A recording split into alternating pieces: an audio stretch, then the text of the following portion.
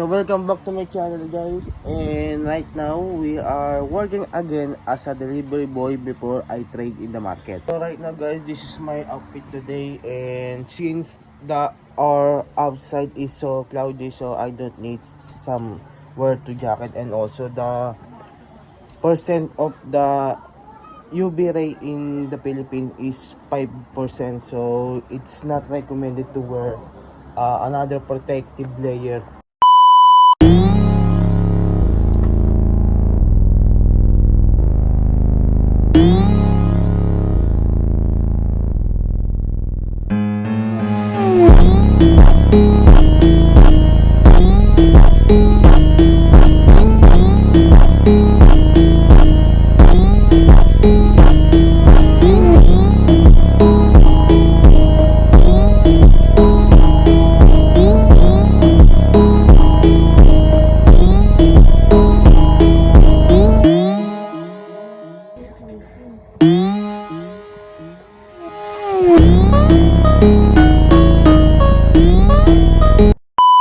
So guys, let me reveal my profits in delivery. So I'm just a delivery boy and I earn just a liter.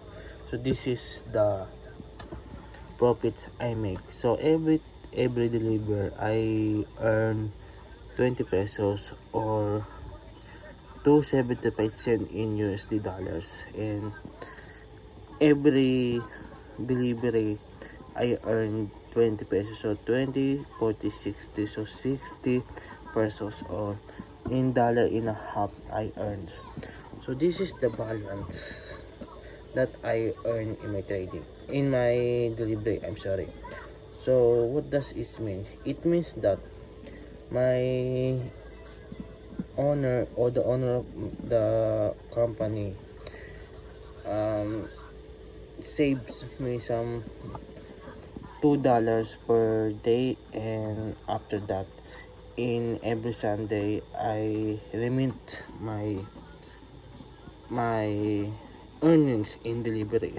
So every week I earn some $5 every week. So if we compute it in every month, that's $20 per month.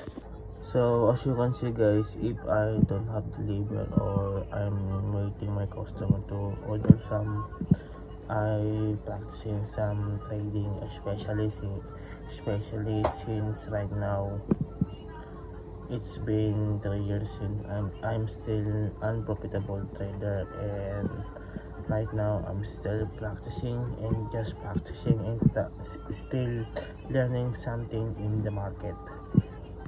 Right now there's more challenging in trading, and I know as a trader it is difficult to be a profitable. So that's the goal to be I want, and it's really desperate since when I watch some other traders, especially in TikTok or YouTube, they are really profitable and they are making a lot of profits rather than other traders that who always work hard, who always dedicate themselves, and sometimes their life has been sacrificed, like they left their friends, they left their families, and they left their old habits. So they're still not profitable yet, but my coach is, especially in trading, is that this is not your time, this is not your prime, okay? Because in that day, in that specific day, there is a time you will become, and there's a time you will be suffered. So that's how the markets work, and that's how the traders works, especially for me, since it's been 3 years and I'm still unprofitable. So that's why I'm still practicing, I'm still learning the chart, and I'm still researching something that is better on my trades. There are other things that why I'm using trading papers, why I'm using demo accounts. So guys, I'm been also using live accounts, but the only problem is that it always blow my accounts immediately because of my psychology. So that's why when I experiment something in my strategy, I always use paper trading as an experiment. And even though I didn't lose some money because that money is not mine, the only problem is that you didn't train your psychology. So that's the advantage of using the paper trading. Well, it's kinda low, but it will be help me since that's the fund that I am using in trading. And very thankfully that I have a job rather than requesting your money or requesting your allowance from your mother or in your parents. Well, I don't make some complaint, especially in my life, because this is my life, and I started with a poor condition. So, why I would complain with my salary if I can earn much? I can work hard. You cannot earn money easy. It's hard or it's difficult to earn some money, especially if you live in the Philippines, just like me. So if you live in other country, there's a lot of opportunities that you will be, especially in the job and also the salary. But the only problem when you are working in other countries such as Europe, such as USA or other Asian country, the expenses and the cost of living in that country.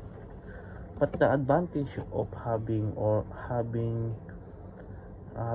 in that country is that you have a lot of opportunity, free health, free education, or everything else that you need. And beside that, the salary there or the earning there was too high rather than in the Philippines.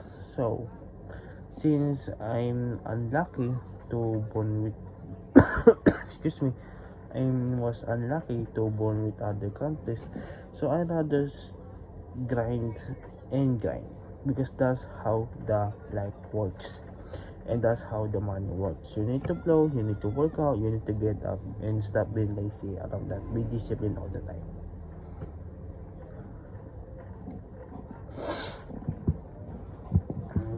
That's the things that you need to be considered